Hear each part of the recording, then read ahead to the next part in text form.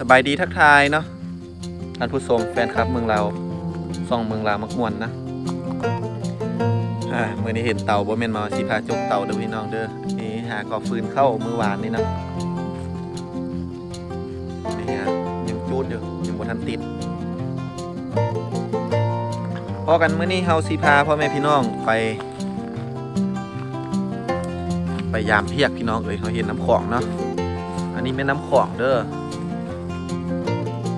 พาพ่อพาแม่พาพี่พาน้องไปเบิ้งไปรุ่นน้ำกันเนาะเมื่อวานนี้ตอนแรงข้าพเจ้ามาตกเพียกไปหลวงหนึ่งเนาะเป็น2หลวงกับหลวงเก่าเนาะหลวงนี่ครับบริทายให้เบิ้งตอนตกตอนนี้กันแต่ว่ายามแล้วมันรู้สึกว่ามันกับพอรุ่นอยู่ได้พอได้ปนได้เจียว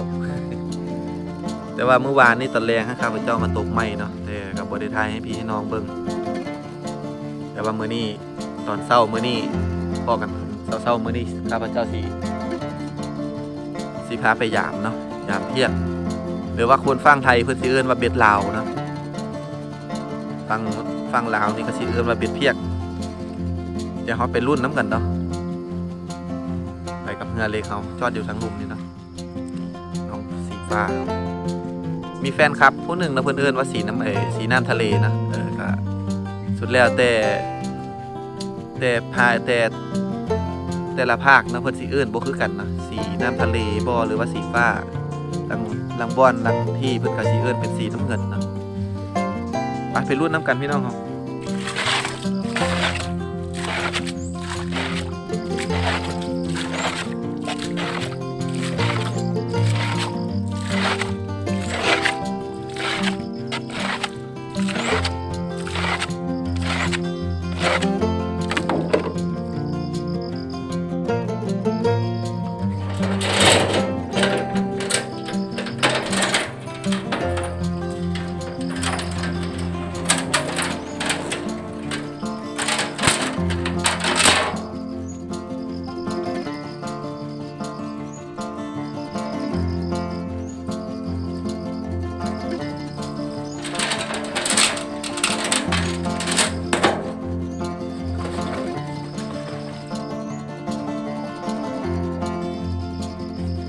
เดี๋ยวใส่ตังมาเก็บเนาะ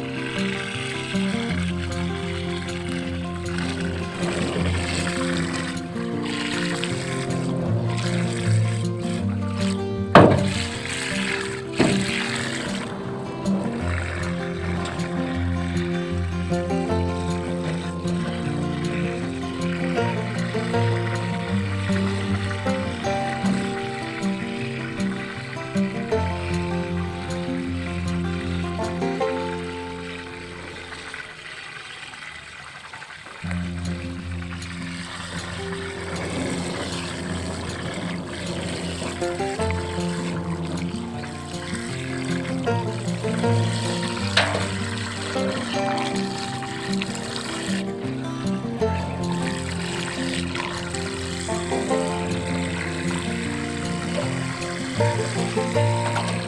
ี่ยอะไรที่ต้อง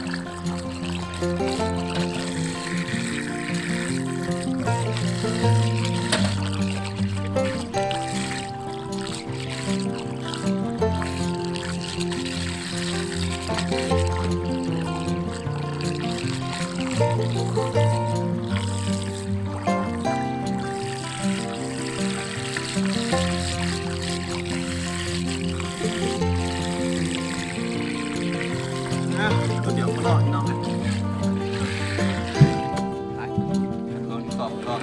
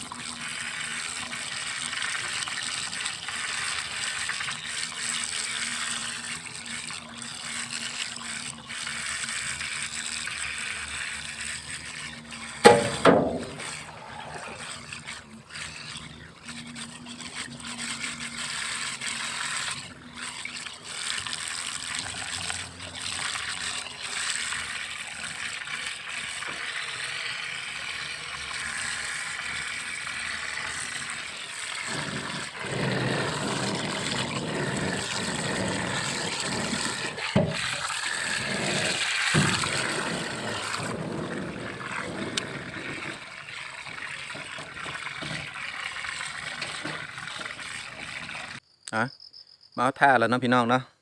สรุปผลงานกันเลยนี่ ได้2 แต้มนะพี่น้องเลยคือมือที่บ่ได้เอาโทรศัพท์มาถ่ายบ่ได้เอากล้องมาถ่ายอะนะวิดีโอนี่ มันประทึกอยู่ได้เทื่อละ2-3 ตัวแต่ว่ามื้อนี้เอาโทรศัพท์มาถ่าย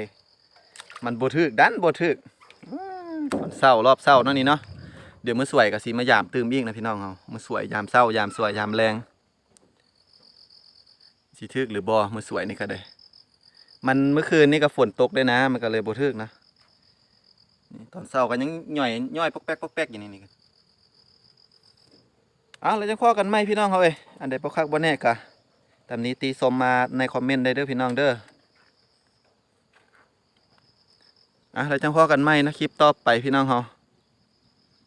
บายบาย